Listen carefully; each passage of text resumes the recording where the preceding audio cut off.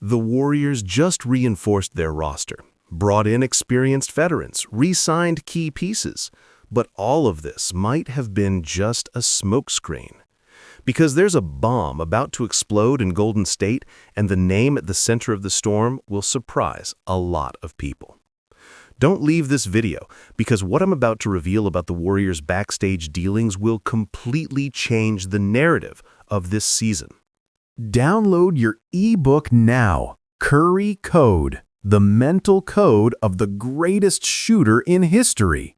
Many try to play like Curry, but few truly understand how he thinks, and that's exactly what makes him unstoppable. Diamond, inside this digital book, you'll discover the habits, principles, and mental secrets that turned Curry into a legend, and how to apply them in your own life. Warning, digital copies are limited, and the link is in the first pinned comment. Grab yours now before it's gone. Curry didn't win with talent alone. He won with mindset, faith, and discipline. Let's get straight to the point. Jonathan Kuminga's days in Golden State might be numbered. Yes, the same Kuminga who just re-signed. And before you say this is clickbait, let me explain why this makes total sense. According to Sporting News, Kuminga has officially become a trade target this season. But here's the first mystery. Why would the Warriors re-sign him only to put him on the market right after? The answer lies in a strategy that few analysts are seeing. Remember the contract standoff? Kuminga wanted a player option. The Warriors resisted. They finally closed a deal, but here's the plot twist. The contract was structured specifically to facilitate a trade. It's not about keeping Kuminga. It's about transforming him into a valuable trade asset. Think about it. A 22-year-old player, athletic, with defensive potential, on a reasonable contract. That's gold in the NBA trade market. The Warriors aren't just building a competitive team, they're creating chess pieces for bigger moves. But why do this now? Why not let Kuminga develop more? The answer is Curry's window. Steph is 36 years old. Every season is precious, and the Warriors know they can't wait for Kuminga's slow development. They need immediate impact. And here's where it gets interesting. Sources close to the franchise indicate that Kuminga himself is already aware of the possibility. His acceptance of a bench role that his agent mentioned, it wasn't about commitment to the team. It was about keeping his trade value high while negotiations happened behind the scenes. The Warriors brought in Al Horford and Seth Curry in the offseason. Seems like common veteran reinforcement, right? Wrong. These moves signal a philosophy change. Less youth development, more playoff-ready experience.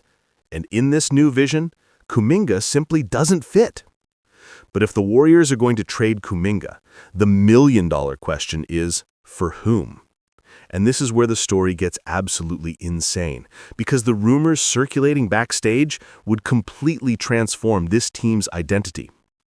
Get ready, because I'm going to reveal 3 different targets the Warriors are pursuing, and each one tells a different story about the franchise's future. Target number 1, Walker Kessler from the Utah Jazz. At first glance, it seems like the most obvious trade, a young defensive center who could solve the Warriors' paint problems. But here's what nobody is talking about. Kessler isn't just a defensive center. He's anti-small ball. The Warriors revolutionized the NBA with small ball. Now they want to reverse the revolution? This shows how much Denver with Jokic and the Lakers with Anthony Davis have forced them to rethink their strategy.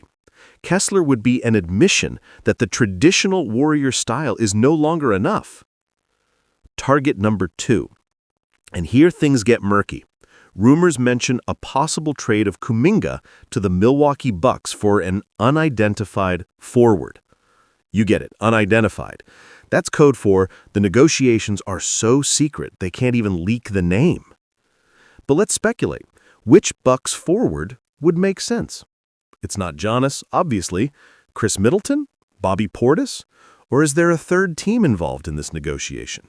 This ambiguity isn't accidental. The Warriors are keeping multiple doors open simultaneously.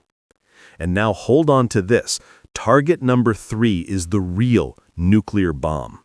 Bam Adebayo, from the Miami Heat. One of the most versatile defenders in the league, an established all-star, someone who could play all 48 minutes of a finals game. But here's the thing. To get Bam, the Warriors would need to dismantle much more than just Kuminga. Would it be Andrew Wiggins too? Young prospects? Multiple draft picks? We're talking about an all-in bet that would define Curry's final legacy. And look at the timeline. The Warriors brought in Al Horford, 38 years old, Seth Curry, 34 years old, re-signed Gary Payton II, 32 years old. This isn't a team building for the future. This is a team making their final push. Each of these 3 targets represents a different philosophy. Kessler is pragmatism. Fix the obvious problem. The mysterious Bucks forward is flexibility. Keep options open. Bam Adebayo is unbridled ambition. Go all in while it's still possible. So when you see Kuminga playing for the Warriors in the coming weeks, remember each game could be his last in that uniform. The Warriors aren't just adjusting the roster, they're preparing a radical transformation. And the real question isn't if they're going to make a trade, it's which trade they're going to make.